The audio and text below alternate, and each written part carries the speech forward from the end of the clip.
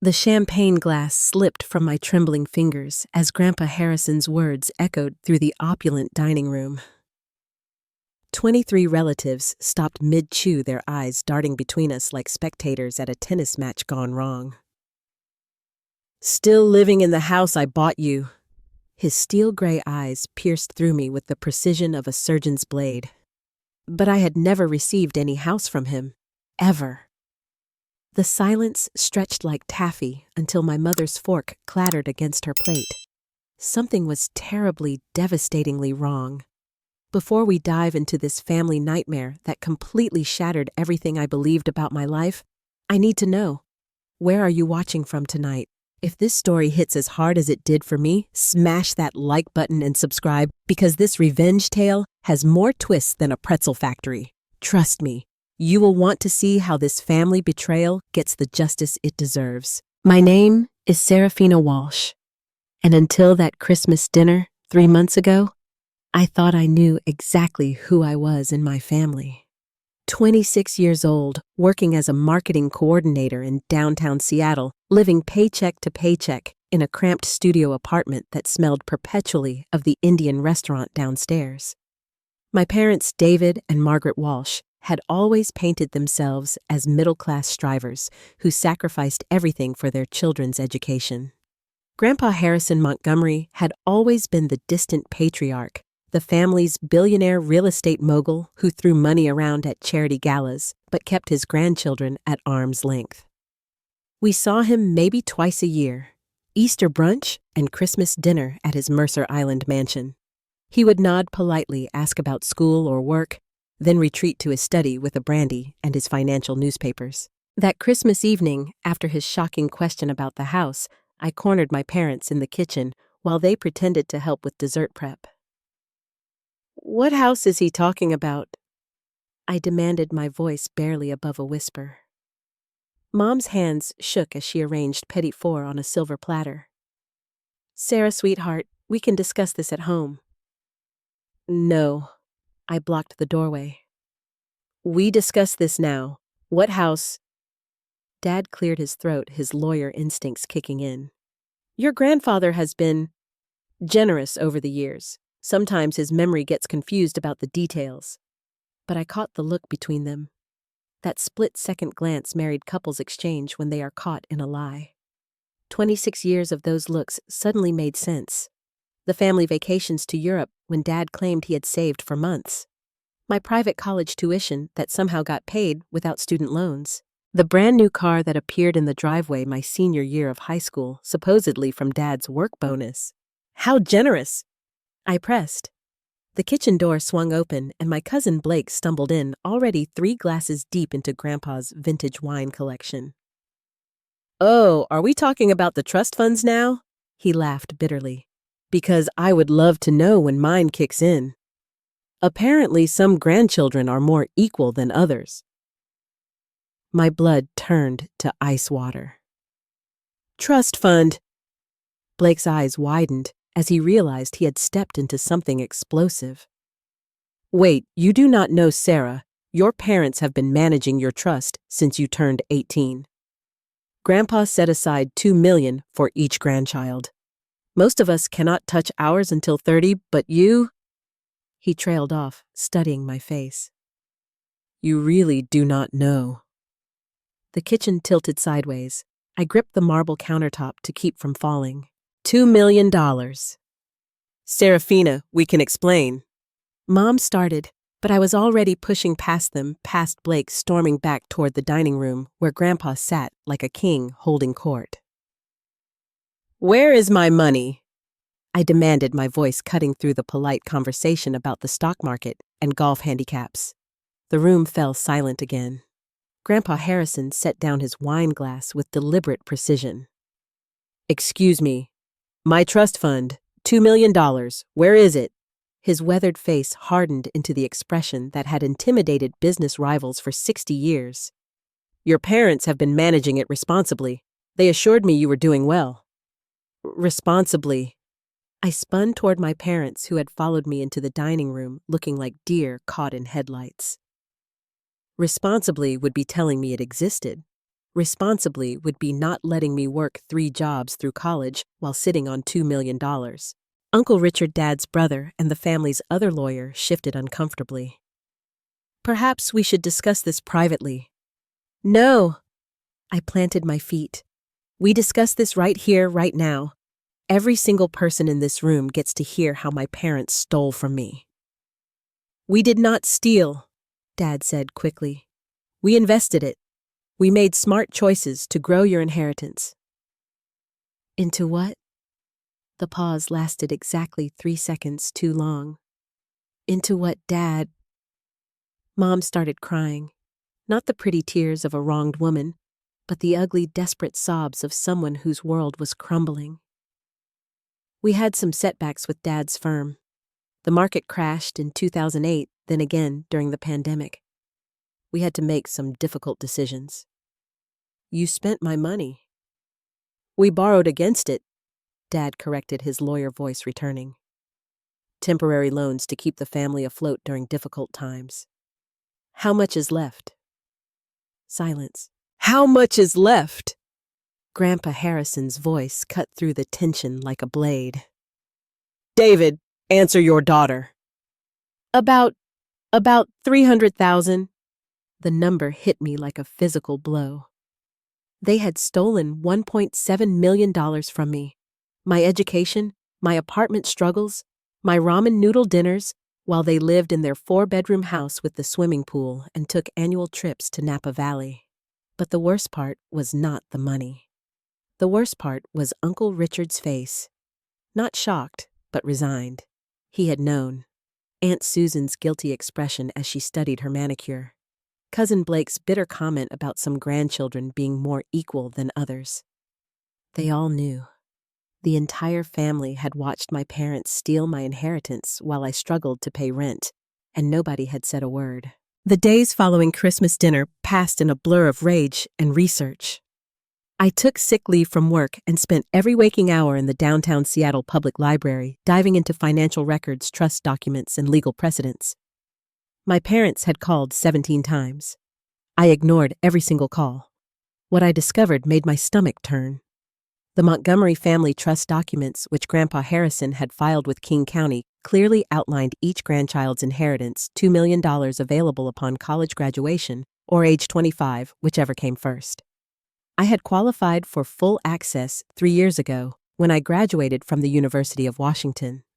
But according to the bank statements, I finally convinced a sympathetic trust officer to show me the withdrawals had started much earlier. 2006, when I was 16. 50,000 here, 30,000 there.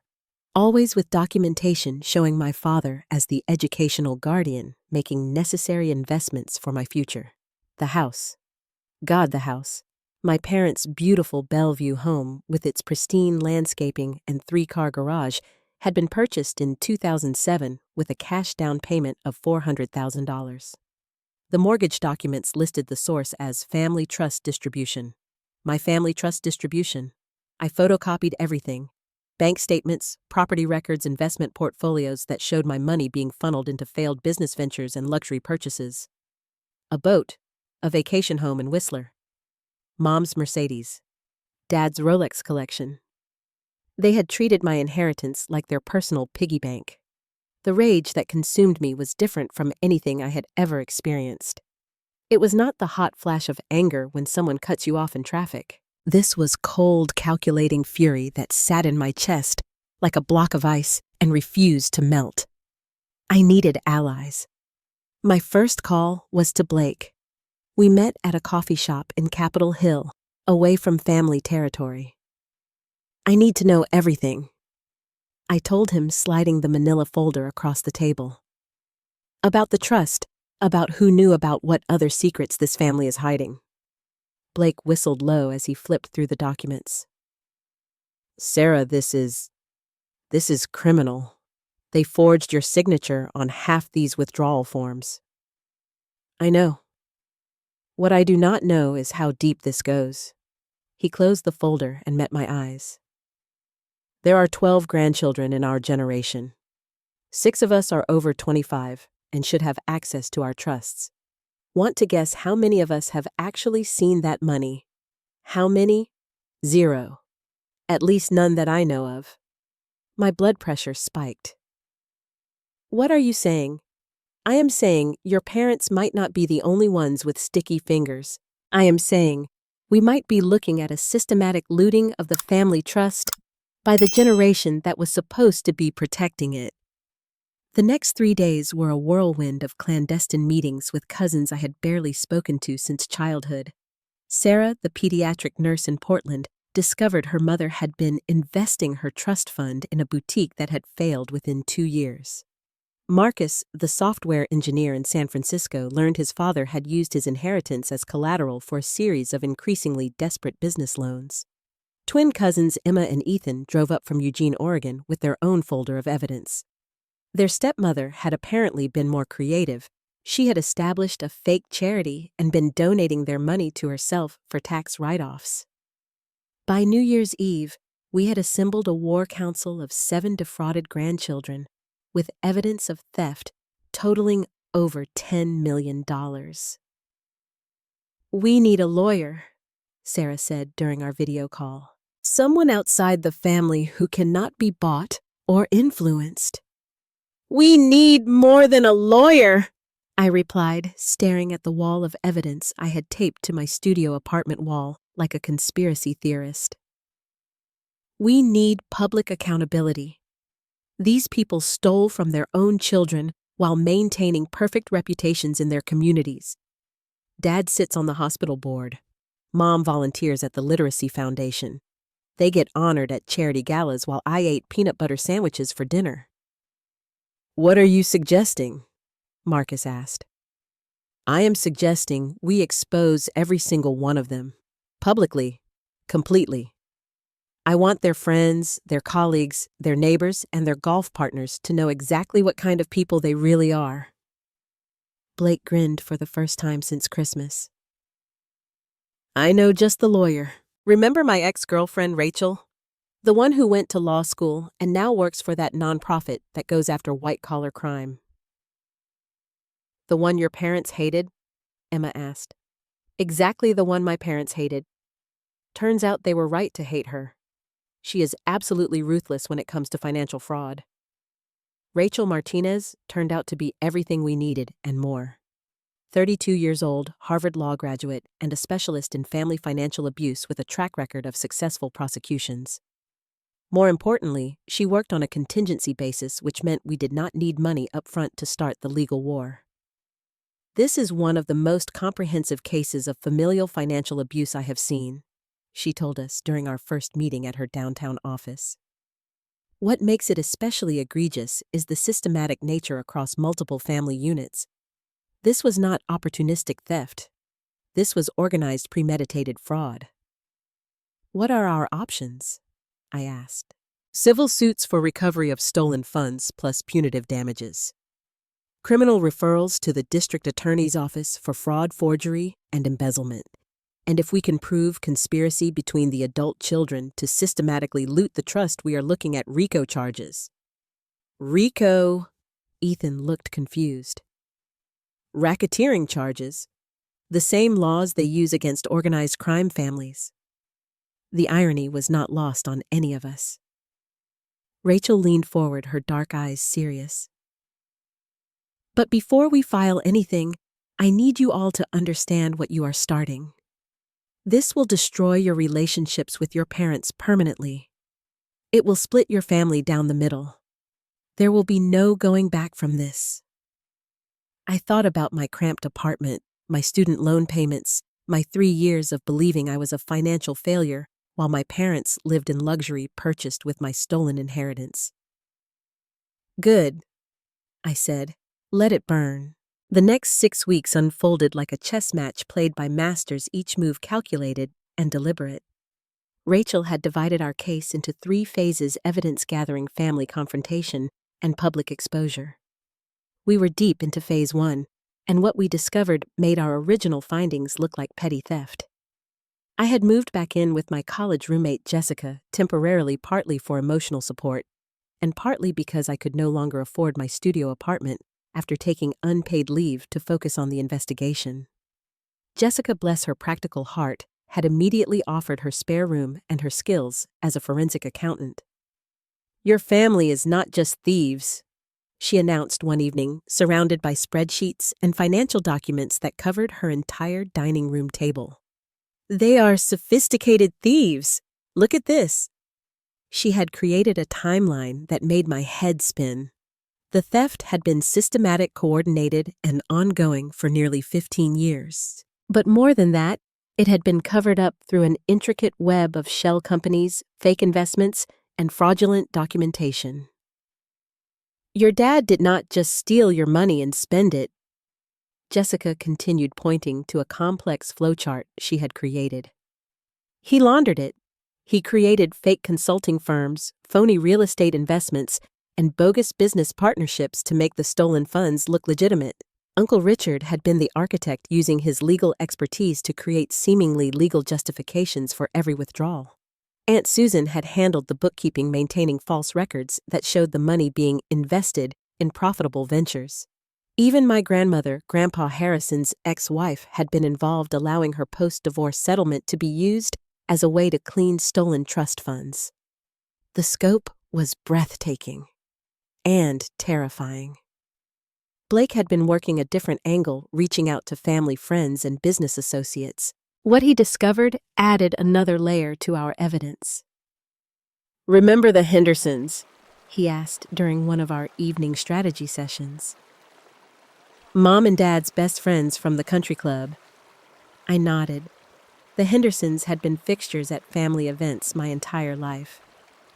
They invested $200,000 in Dad's consulting firm back in 2012.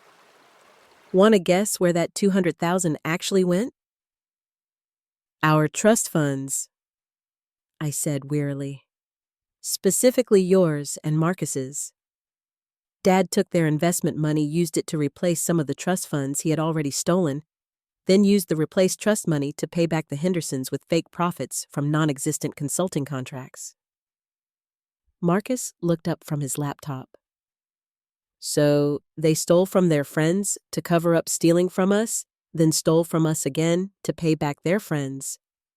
Ponzi scheme," Jessica said grimly. "Your parents were running a family Ponzi scheme." Sarah called in from Portland with her own discovery. "I have been going through Mom's charity work, and I found something disturbing. The Children's Hospital Foundation, where she has been volunteering for 10 years, she has been making large donations in our family's name." "How large?" I asked. "Try $500,000 over 8 years. All documented as coming from the Montgomery Family Trust, specifically designated as educational contributions honoring the grandchildren." The room fell silent as the implications sank in. "They were donating our stolen money to charity for tax breaks and social prestige," Emma said slowly. "And getting honored for their generosity," Ethan added bitterly. "While we struggled to pay for college," Marcus finished. The betrayal had layers like an onion, each one more painful than the last. Our investigation hit a breakthrough when Rachel's private investigator, contact a former FBI agent named Torres, brought us something that changed everything. "Your grandfather knows," he announced during our weekly strategy meeting. "What do you mean he knows?" I demanded. Torres opened his briefcase and pulled out a thick folder. "Harrison Montgomery has been conducting his own investigation for the past 18 months. He hired my former partner to look into irregularities in the family trust distributions." Irregularities? He suspected something was wrong when too many grandchildren were asking about delayed trust disbursements, so he had his lawyers audit the entire trust structure. Rachel grabbed the folder and started flipping through it rapidly. This is everything. Bank records, forged signatures, shell company registrations. He has been building a case." "Why has he not done anything about it?" Blake asked. Torres shrugged. "Family patriarch in his 80s trying to decide how to handle the fact that his own children are criminals. Not an easy position." I felt something shift inside my chest. Not quite hope, but something close to it. He wants to help us. More than that, Torres continued. He wants to make this right, but he needed allies within the family structure before he could move forward. Apparently, your Christmas dinner outburst convinced him that at least some of the grandchildren were unaware of the theft. So, what does this mean for our case? Sarah asked. Rachel was still reading, her expression growing more intense by the page. It means we are not just suing our parents anymore. We have the trust founder as a potential co-plaintiff. We have 18 months of professional investigation backing up our claims. And we have... She paused, staring at a particular document. We have evidence that the theft is still ongoing. Still ongoing. Your parents took $50,000 from your trust 3 weeks ago, Sarah, after the Christmas dinner confrontation, after they knew you were suspicious.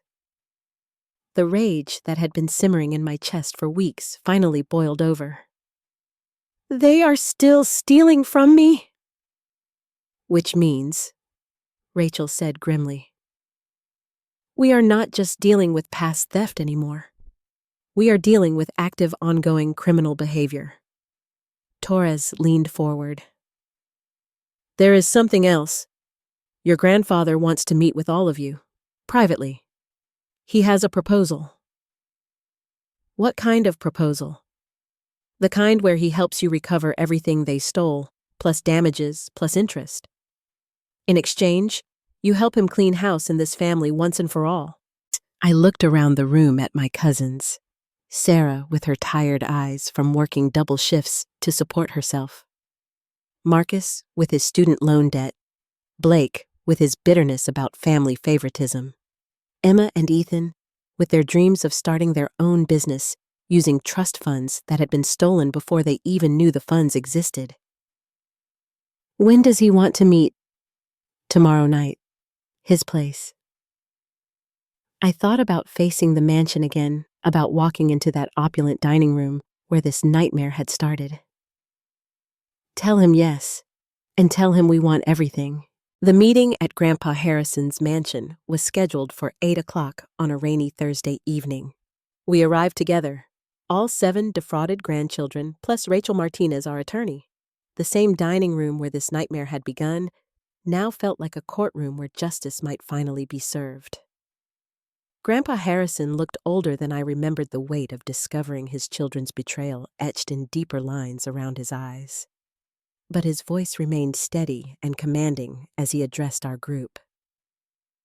I owe you all an apology, he began. I trusted your parents to manage these trusts responsibly, and my trust was misplaced. What they have done is not just theft. It is a betrayal of everything our family should represent. He had prepared detailed financial statements showing the full scope of the damage. $12 million stolen across 7 trust funds, money that had been redirected into luxury purchases, failed businesses, gambling debts, and even more charity donations made for tax benefits and social status. I am prepared to make full restitution immediately, he announced.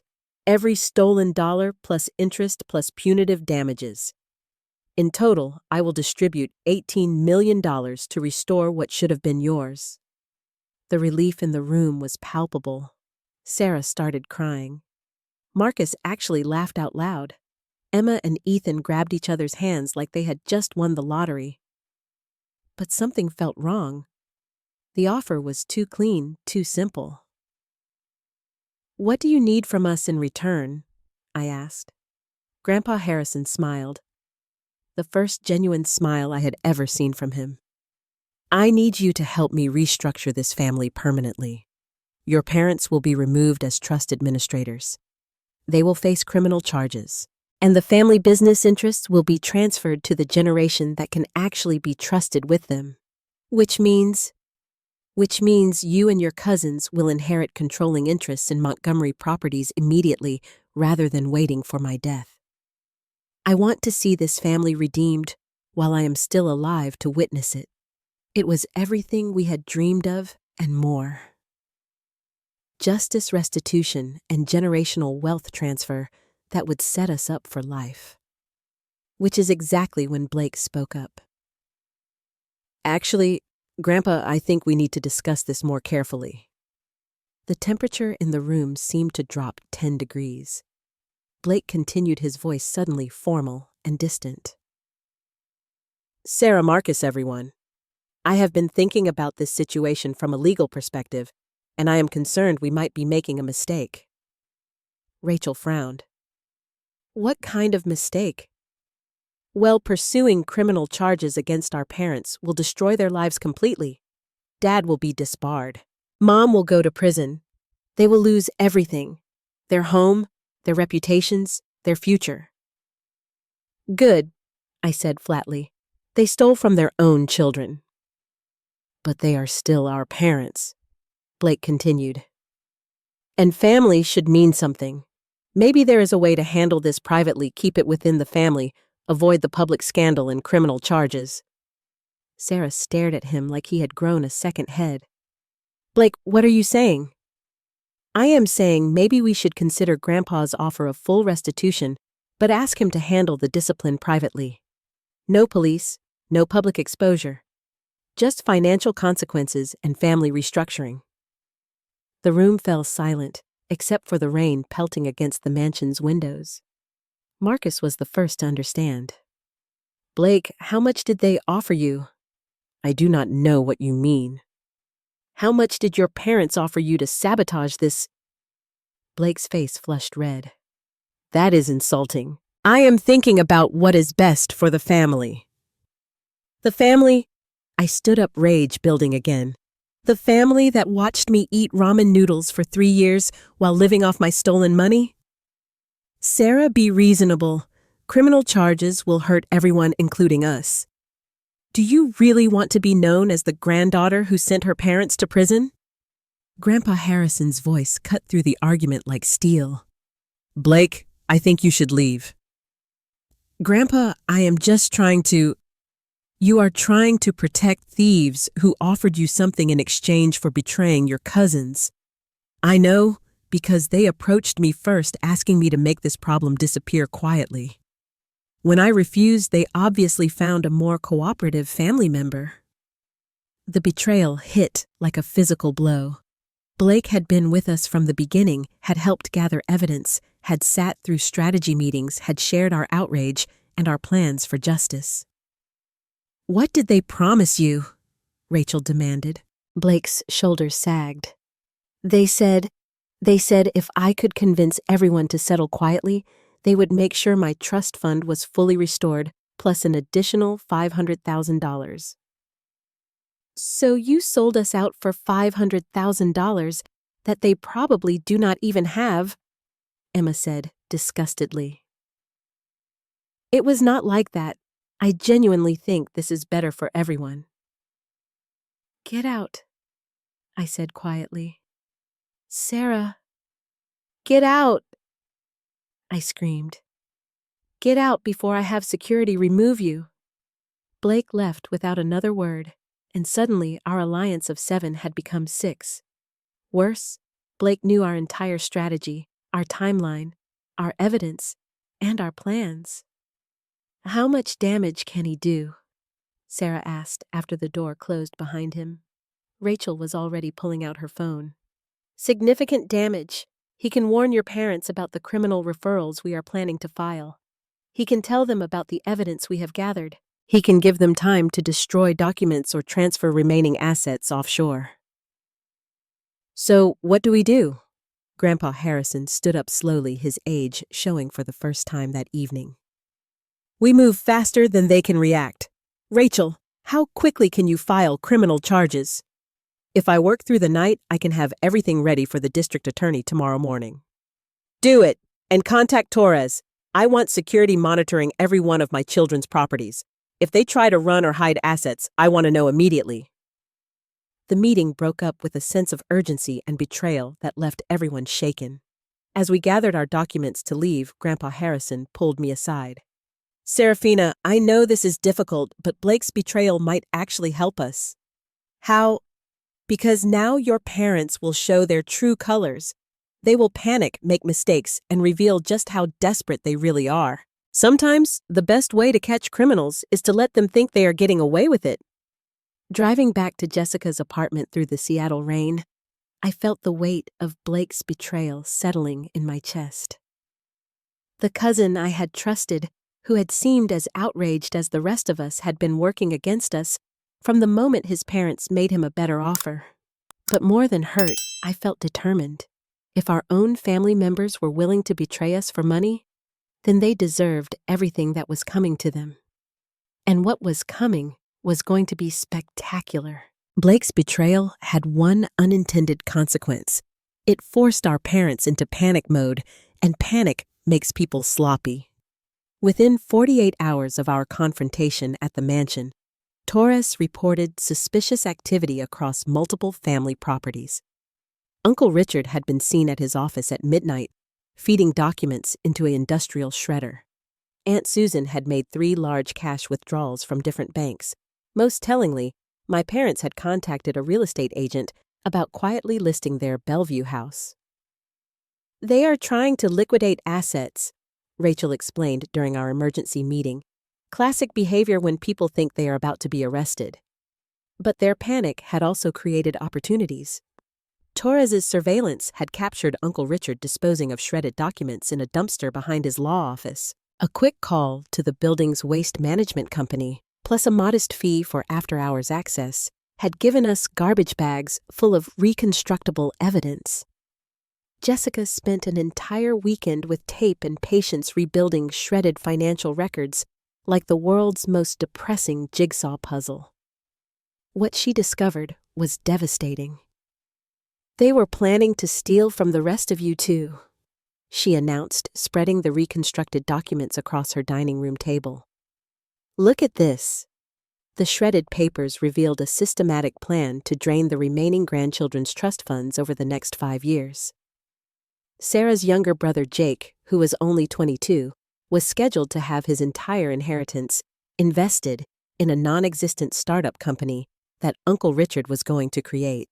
Emma and Ethan's younger sister Maya, still in college, was going to see her trust fund redirected into educational expenses that would actually fund more family luxuries. "This was not opportunistic theft," Rachel said grimly. "This was organized crime with a 20-year timeline." But our biggest breakthrough came from an unexpected source, Blake himself. 3 days after his betrayal at the mansion, Blake showed up at Jessica's apartment at 10 o'clock at night, looking like he had not slept since our last meeting. "I need to talk to Sarah," he told Jessica at the door. "Blake, I do not think, please, I made a terrible mistake." Against my better judgment, I agreed to see him. We sat in Jessica's living room while she hovered protectively nearby, ready to throw him out if necessary. "They played me," he said without preamble. "My parents, Uncle David, Aunt Margaret, they played me completely." "What do you mean?" "The $500,000 they promised me, it does not exist. The money they were going to use to restore my trust fund, also gone. They have been lying to me just like they lied to everyone else." I stared at him, trying to read whether this was another manipulation or genuine remorse. "Keep talking." Blake pulled out his phone and showed me a recording app. I have been recording every conversation with my parents since I left the mansion. I wanted proof of their promises in case they tried to back out later. Instead, I got proof that they never intended to honor any deal with me. He played a recording from that morning. His mother's voice came through clearly. "Blake, sweetie, you have done wonderfully, but we never actually promised you anything concrete. We said we would try to make things right, which we are doing by avoiding this whole criminal mess.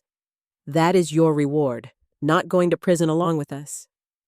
"But you said $500,000. We said we hoped to be able to do something like that someday. Hope is not a promise." The recording continued for another 10 minutes, with Blake's parents systematically walking back every commitment they had made to secure his cooperation. By the end, it was clear that Blake had been used as thoroughly as the rest of us. "I am so sorry," he said after the recording ended. I thought I was protecting the family, and I thought I was securing my own future. Instead, I almost destroyed our only chance for justice. Why are you here now? I asked. Because I want to make this right, and because I have something you need. Blake pulled out a flash drive. Before I talked to them about settling quietly, I copied everything from Dad's home computer. Financial records going back 15 years, email correspondences with Uncle Richard about trust fund manipulations, even communications with offshore banks about hiding assets. Rachel, who had been called over for this unexpected development, plugged the flash drive into her laptop. What she found made her whistle low. Blake, this is everything. Account numbers, wire transfer records, forged signature templates. This is not just evidence of theft. This is evidence of money laundering, tax evasion, and conspiracy. There is more, Blake continued. I also recorded my conversation with Grandpa Harrison this afternoon. You talked to Grandpa Harrison? He called me. Apparently, he wanted to give me a chance to explain myself before cutting me out of the will entirely. Blake played another recording. Grandpa Harrison's voice was stern, but not unkind. Blake, I understand your parents manipulated you, but that does not excuse betraying your cousins. However, if you are genuinely remorseful, there might be a way for you to redeem yourself. What do you mean? I mean, I have been in contact with the FBI. White-collar crime division. They are very interested in this case, particularly the interstate money laundering aspects. If you are willing to cooperate fully, and I mean completely holding nothing back, they might be willing to grant you immunity in exchange for your testimony. The FBI? I interrupted the recording. Blake nodded. Grandpa Harrison did not just hire a private investigator. He contacted federal law enforcement 6 months ago when he first suspected the scope of the theft. They have been building a case waiting for the right moment to move. The implications were staggering. This was not going to be a simple civil case or even local criminal charges. This was going to be a federal investigation into organized financial crime. Rachel was already making phone calls. I need to contact the federal prosecutor immediately. If they have been building a case, we need to coordinate our evidence with their investigation. There is something else, Blake said. Agent Morrison, she is the FBI case agent. She wants to meet with all of you tomorrow. She says what we have uncovered might be part of a larger pattern. Larger pattern. Apparently, our family is not the only one. There have been similar cases of systematic trust fund theft in wealthy families across the Pacific Northwest. The FBI thinks there might be a network of lawyers, accountants, and financial advisors who specialize in helping people steal from family trusts. The scope kept expanding. What had started as personal betrayal was becoming evidence of widespread criminal enterprise. Agent Morrison wants to offer us federal protection and witness immunity in exchange for full cooperation, Blake continued. She says with our evidence plus what they already have, they can bring down the entire network. I looked around the room, at Jessica with her spreadsheets, at Rachel with her legal expertise, at Blake with his recordings and stolen files. 6 weeks ago, I had been a struggling marketing coordinator who thought her biggest problem was making rent. Now, I was apparently a key witness in a federal criminal investigation. When do we meet with Agent Morrison? I asked. Tomorrow afternoon, downtown Federal Building. Then we do it, all of us, and Blake, yeah. You get one chance to make this right. One chance. Do not screw it up again. Blake nodded seriously. I won not, I promise. As everyone prepared to leave Jessica's apartment, I felt something I had not experienced since Christmas dinner. Hope. Not just hope for justice or financial recovery, but hope that this nightmare might actually end with real consequences for the people who had betrayed us. The federal government was taking our case seriously. We had evidence allies, and now law enforcement support. My parents were about to discover that stealing from your own children is not just morally wrong. It is a federal crime. The FBI raid happened at dawn on a Tuesday morning, exactly 3 weeks after my conversation with Agent Morrison. Jessica and I watched the news coverage from her living room coffee cups, forgotten, as we stared at the footage of federal agents carrying boxes of evidence out of my parents' Bellevue house.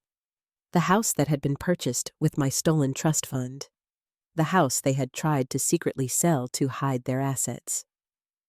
The Montgomery family financial fraud case represents one of the largest family trust theft investigations in Washington state history, the reporter announced. 7 family members across 3 generations are facing federal charges, including wire fraud, money laundering, conspiracy, and racketeering. Agent Morrison had been true to her word.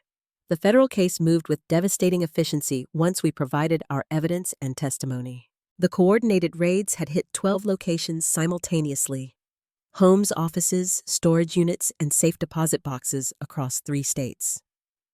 Rachel called an hour later with updates that kept getting better. Your parents are in federal custody. Uncle Richard's law license has been suspended pending criminal charges.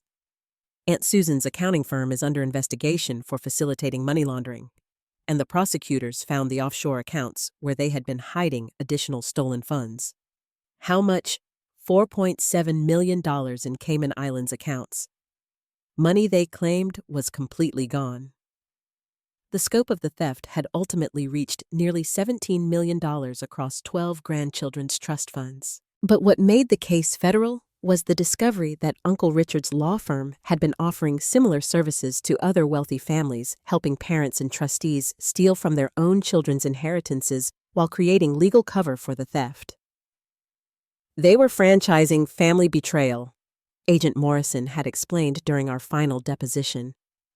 Your uncle created template documents and shell company structures that other lawyers could use to systematically loot family trusts. We have identified 43 similar cases across 7 states.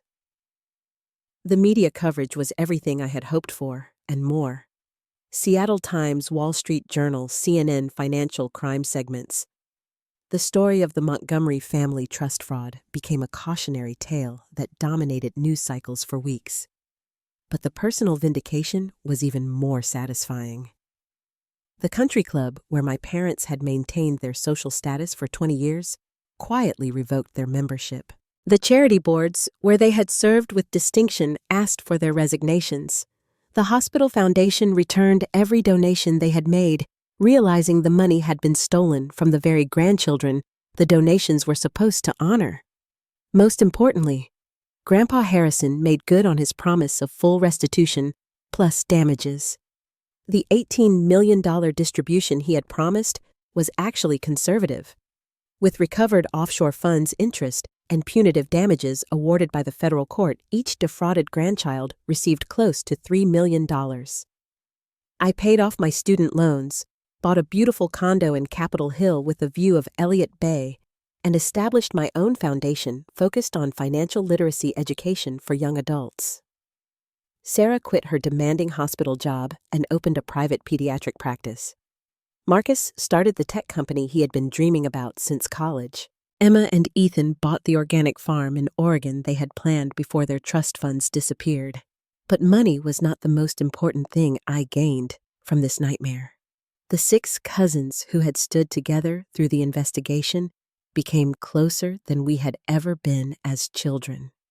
We created our own family traditions, our own support network, our own definition of what family loyalty actually means. Blake, despite his temporary betrayal, had redeemed himself through his cooperation with federal investigators and was welcomed back into our circle. Jessica became the sister I had never had. Rachel became not just our attorney, but our friend and advisor. Agent Morrison sent us a Christmas card. Grandpa Harrison, meanwhile, had decided to make the most of his remaining years. At 84, he began traveling the world, visiting the grandchildren he had barely known, but who had shown him what real courage and integrity looked like. He divided his time between our various cities, getting to know us as adults, and building the relationships he had missed during our childhood. I spent 60 years building a financial empire, he told me during one of his visits to Seattle. But I should have spent that time building a family. You children taught me the difference. The legal consequences for my parents and their co-conspirators were severe but appropriate. Federal prison sentences ranging from 5 to 12 years. Full asset forfeiture to pay restitution. Permanent disbarment for the lawyers involved. Civil judgments that would follow them for the rest of their lives. I attended their sentencing hearing not out of spite, but out of closure.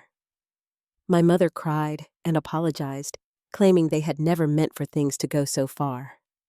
My father remained defiant to the end, insisting they had made legitimate investment decisions that simply did not work out.